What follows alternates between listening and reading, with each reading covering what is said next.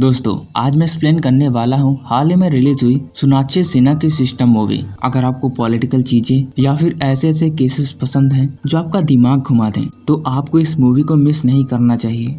तो वीडियो को देखते ही वीडियो को लाइक और चैनल को सब्सक्राइब कर दीजिए। और चलिए इस मूवी की बेहतरीन एक्सप्लेनेशन शुरू करते हैं। मूवी की शुरुआत में हम एक कैदी को देखते हैं जो कि अपने भाई श्याम से मिलने के लिए आता है। यहाँ पर हम देखते हैं कि कैदी बिल्कुल टूट चुका था क्योंकि बेगुनाह होने के बावजूद भी उसे सजा काटनी पड़ रही थी और काफी कोशिश करने के बावजूद भी वो इस केस को जीत नहीं पाया। और तो और अब कैदी अपनी जिंदगी से हार मान चुका है, इसीलिए वह जेल के अंदर ही खुद को खत्म कर लेता है। जिसके बाद कहानी कुछ दिन बाद शिफ्ट होती है। अब हम नेहा राजवंश नाम की एक लॉयर को देखते हैं जो कि कोर्ट में अपने क्लाइंट का केस लड़ने पहुंचती है, लेकिन ओपोनेंट वाला कुछ ऐसे आर्गुमेंट फेस करता है कि नेहा पलटकर कोई जवाब ही नहीं दे पाती। खैर कोर्ट की तारीख आगे बढ़ती है और नेहा जैसे ही बाहर आती है उसका सीनियर मिस्टर अलावत नेहा को यह केस छोड़ने को कहता है, लेकिन नेहा उन्हें समझाती है कि वो इस केस को पूरी तरीके से हैंडल कर सकती है। खैर मिस्टर अलावत तो वहां से चले जाते हैं। तभी यहीं हम देखते हैं कि नेहा के पिता जो कि एक जाने माने वकील हैं, वो अपने दोस्त विक्रम का केस लड़ रहे हैं। मीडिया के पूछे जाने पर वह बताते हैं कि उसका दोस्त विक्रम किसी भी तरह से इस केस में इन्वॉल्व नहीं है। इसके दूसरी तरफ हम एक और लेडी को देखते हैं जो कि उसी कोर्ट में एक सहायक के रूप में काम करती है, जिसका नाम होता है सारिका। सारिका अपने घर पहुंचती है तो हम देखते हैं कि उसका एक अपाहिज भाई है जो कि उसी के घर में रहता है और उसकी एक बेटी है जिसका नाम कुसुम है, जो कि पढ़ाई लिखाई में बहुत अच्छी है क्योंकि हाल ही में उसे साइंस में 96% मिले हैं और उसके टीचर ने कहा है कि उसे बाहर पढ़ने के लिए जाना चाहिए। लेकिन कुसुम जाना नहीं चाहती क्योंकि कुसुम अपने घर की हालात जानती है। इधर नेहा बार बार मिस्टर अलावत को मैसेज करती है कि वो इस केस को हैंडल कर सकती है, लेकिन उनका कोई भी रिप्लाई नहीं आता। रात को राजवंश के घर में पार्टी होती है जहाँ पर बड़े बड़े लॉयर्स आते हैं। यहीं पर हम नेहा के बॉयफ्रेंड आदित्य को भी देखते हैं। खैर यहीं पर विक्रम भी मौजूद होता है। यहाँ पर एक बात नोटिस करने वाली होती है, वह जैसे ही अपनी शराब का गिलास वेटर को देता है वैसे कोई अनजान आदमी उसके गिलास को खाली करके एविडेंस के रूप में उसे अपने पास रख लेता है। और आखिरकार नेहा के पास मिस्टर अलावत का रिप्लाई आता है और उसे एक लास्ट चांस दिया जाता है। इससे नेहा काफी खुश होती है। अगली सुबह वह अपनी कार में बैठकर कोर्ट के लिए निकल रही थी, तभी उसके सामने सारिका आ जाती है। सारिका को देखकर नेहा उसे अपनी गाड़ी में बिठा लेती है क्योंकि वो दोनों कोर्ट के लिए ही जा रहे थे। गाड़ी में बैठने के दौरान दोनों के बीच में बातें होती हैं और सारिका नेहा को कुछ ऐसी सलाह देती है कि वह कोर्ट रूम में पहुंचकर अपने क्लाइंट के प्रेजेंट में उस राय को अप्लाई करती है और केस जीत जाती है। केस को जीतने के बाद नेहा सारिका के पास आकर उसे धन्यवाद करती है। वहीं पर नेहा की मुलाकात एक कोर्ट रिपोर्टर से होती है जो कि ज्यादातर कोर्ट के बाहर ही रहकर रिपोर्टिंग करता है। रात को बैठकर नेहा की फैमिली डिनर करती है और दोस्तों इनके पूरे परिवार में इसकी माताजी को छोड़कर बाकी सब लॉयर हैं और हर समय कोई न कोई केस की बात चलती रहती है। अगले दिन फिर से नेहा सारिका से मिलती है और पूछती है कि आखिर उसने उसकी मदद क्यों की। सारिका बताती है कि उसने किसी तरह की मदद नहीं की बल्कि सिर्फ अपनी एक राय दी है। इन दोनों की बातों के दौरान यहाँ पर नेहा सारिका को एक ऑफर देती है कि वो दोनों मिलकर काम करेंगे क्योंकि सारिका के पास ढेर सारा एक्सपीरियंस है और नेहा इसे अपने लिए यूज करना चाहती है। सारिका भी 20,000 के लिए मान जाती है और बताती है कि हम इस पर रोज शाम के 7 बजे काम करना शुरू करेंगे, लेकिन एक बात याद रहे कि कोर्ट को इसके बारे में कुछ नहीं पता चलना चाहिए। यहीं पर हम देखते हैं कि विक्रम किसी लड़की से मिलता है और उसकी कोई फोटोज क्लिक कर लेता है। इसके अगले ही सीन में नेहा और आशीष दोनों कार में मिलते हैं और इसके दूसरे सीन में हमें पता लगता है कि सारिका का किसी और लड़की के साथ अफेयर चल रहा है। दोस्तों मुझे सारिका से ये उम्मीद बिल्कुल भी नहीं थी। अगले दिन नेहा एक ऑर्फनेज में जाती है। वहाँ पर वह रुखसाना नाम की एक लड़की से मिलती है जिसकी माँ की हाल ही में मौत हुई थी। वो अंदर से काफी डरी हुई थी। नेहा के पूछताछ करने पर वह कोई भी जवाब नहीं देती। ऑर्फनेज से निकलने के बाद नेहा सारिका के पास कॉल करके उसे अपने घर बुलाती है और इस केस को लेकर उससे बात करती है। अगले दिन कोर्ट की सुनवाई के दौरान ओपोनेंट कुछ ऐसे आर्गुमेंट पेश करता है कि नेहा की फिर से एक बार बोलती बंद हो जाती है और वह वापस सारिका से हेल्प लेती है। इस दौरान नेहा सारिका से बातें करते करते सारिका के घर पहुंच जाती है और सारिका की फैमिली से मिलती है। कॉलोनी में जगराता भी होता है। इसी जगराते के दौरान सारिका को सोच विचार कर नेहा को एक बढ़िया सी स्ट्रेटजी देती है। उसका कहना था कि जिस केस की वह स्टडी कर रही है उसमें एक लड़की नाबालिग है अगले दिन कोर्ट में नेहा एक डॉक्टर को एक एक्सरे रिपोर्ट दिखाती है और उनसे पूछती है कि आपको क्या लगता है यह हाथ जिस लड़की का है उसकी उम्र कितनी होगी। डॉक्टर बताता है कि इस हाथ को देखने से लगता है कि इसकी उम्र लगभग 16 साल की होगी। इसके बाद ओपोनेंट का वकील डॉक्टर से पूछता है कि हड्डियां देखकर डेट ऑफ बर्थ भी निकाली जा सकती है। डॉक्टर हाँ कहता है, लेकिन साथ ही साथ ओपोनेंट का वकील ये भी पूछता है कि अगर ये हड्डियां ठीक से डेवलप ना हो तो इसकी उम्र 19 साल मानी जा सकती है। डॉक्टर इसके लिए भी हाँ करता है। केस फिर से अगले दिन सुनवाई के लिए आ जाता है। इसी जांच के दौरान नेहा के पास एक वीडियो आता है जिसमें कि आरोपी अपनी पत्नी को पीटता नजर आ रहा था और अगले दिन नेहा इस वीडियो को कोर्ट रूम में पेश करती है, जिसके बाद जज आरोपी को सजा सुनाता है।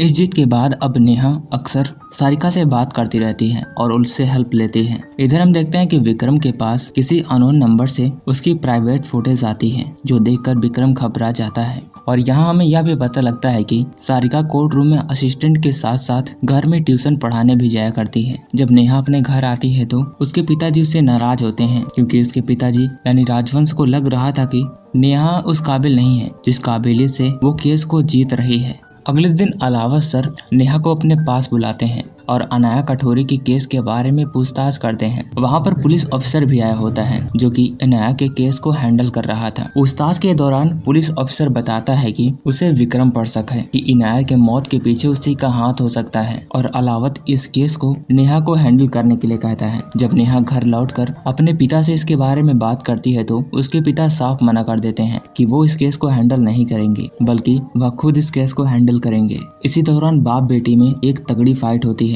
और नेहा घर छोड़कर चली जाती है और सारिका उसे एक नया रूम सजेस्ट करती है, जिसके बाद नेहा वहीं शिफ्ट हो जाती है। इधर मिस्टर अलावत विक्रम के ओपोनेंट के रूप में नेहा को मैदान में उतारते हैं और कहते हैं कि तैयारी ऐसे करना कि सामने वाला वकील जीत न सके। नेहा पुलिस अफसर से इस केस के बारे में और भी डिटेल्स लेती है। अनाया की मौत गले दबने की वजह से हुई थी और क्राइम सीन पर कुछ पिक्चर्स मिली थी जो कि पुलिस वाला नेहा को दिखाता है। इधर विक्रम भी अपनी डिटेल्स बताता है जिसका केस नेहा के पिता हैंडल कर रहे थे। विक्रम का कहना यह था कि वह पैसे लेकर अपार्टमेंट में गया था और वो वहां पर आधा घंटा रुका और उसके पास कोई भी मैसेज नहीं आया, जिसके बाद वह चुपचाप वापस लौट आया। उसने किसी का मर्डर नहीं किया। इस केस को लेकर नेहा सारिका से बात करती है। नेहा बताती है कि उसकी वाइफ बड़ी सीधी है और उसे कभी भी शक नहीं था कि विक्रम का अनाया के साथ अफेयर भी होगा। सारिका उससे पूछती है कि कभी देख कर लगा कि उसका अफेयर था। नेहा बताती है कि अफेयर तो किसी का भी हो सकता है तुम्हारा भी हो। ये सुनकर सारिका चौंक जाती है। अब अगले दिन सारिका अपने अफेयर को खत्म करने के लिए अपने बॉयफ्रेंड के साथ सारा रिश्ता खत्म कर देती है। अगले दिन कोर्ट में सुनवाई शुरू होती है। विक्रम का कहना यह था कि उसे बेल मिल जाए, लेकिन नेहा कहती है कि एक मर्डर का इल्जाम होने के बावजूद भी बेल देना सही नहीं होगा। लेकिन राजवंश बताते हैं कि उसके क्लाइंट के ऊपर कोई भी सबूत अभी इकट्ठा नहीं किए गए हैं और उनको बेल देने से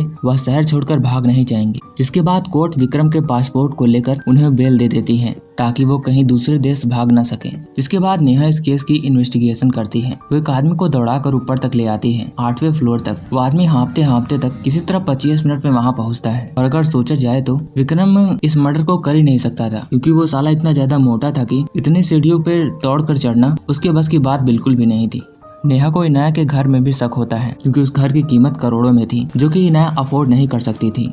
अगले दिन कोर्ट की सुनवाई में नेहा बताती है कि विक्रम बजराल का इनाया के साथ अफेयर चल रहा था। जब इनाया इस बात को पब्लिक करने की कोशिश करती है तो बजराल उसे धमकाता है और कहा जाता है कि रियल एस्टेट की दुनिया में बजराल एक माफिया के रूप में काम करता है। जो भी इसकी बात को नहीं मानता वो उसे सीधा टपका देता है और ऐसा ही कुछ इनाया के साथ भी हुआ। जब इनाया उसकी बात नहीं मानी तो उसने इनाया को खत्म कर दिया, लेकिन राजवंश इसका विरोध करते हुए बजराल का डिफेंस करते हैं। इसके बाद नेहा बजराल के बारे में पूरी डिटेल्स निकलवाती है। पुलिस इंस्पेक्टर बताता है कि बजराल के एक रेस्टोरेंट में एक बार आग लग गई थी। अब नेहा इस केस के बारे में पूरी डिटेल्स निकालती है। नेहा इस केस को स्टडी कर रही थी तभी उसके पास उसका बॉयफ्रेंड आता है और दोनों प्यार के लम्हे बिताते हैं। सुबह जब नेहा की नींद खुलती है तो वह देखती है कि उसका बॉयफ्रेंड उसका लैपटॉप लेकर उसमें से डिटेल्स चुरा रहा था। नेहा यह देखकर बहुत गुस्सा होती है क्योंकि वह डिटेल्स राजवंश के हाथ में जाने वाली थी। अगले दिन कोर्ट की सुनवाई में राजवंश बताता है कि जिस फोन के साथ विक्रम को ब्लैकमेल किया जा रहा था वह फोन इनाया के घर से काफी दूर पाया गया।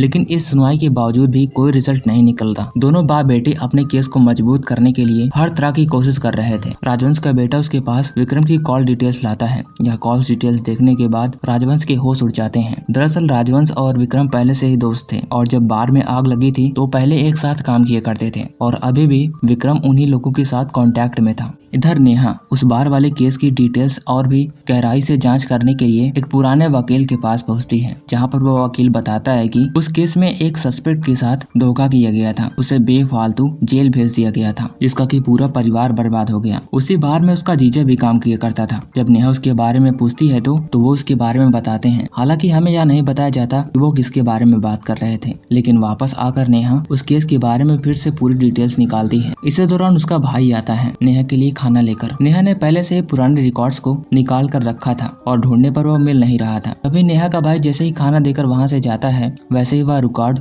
नेहा को मिल जाता है, जिसके बाद तो कहानी पूरी तरीके से बदल जाती है। नेहा सीधे सारिका के पास पहुंचती है और उसे बताती है कि इनाया के मौत के पीछे तुम्हारा हाथ है। पहले तो सारिका हैरान हो जाती है और उसे बताती है कि इस केस के पीछे उसका कोई हाथ नहीं है, लेकिन जब नेहा बताती है कि तुम्हारे पुराने वकील मिस्टर श्याम से मिलकर आई है तो सारिका सब कुछ कबूल कर लेती है और हमें फ्लैशबैक में पता चलता है कि कैसे पहले सारिका ने अपने भाई को बचाने के लिए पूरी कोशिश की, लेकिन इस कानून ने उसके साथ नहीं दिया और इन सब के पीछे था विक्रम बेंगल।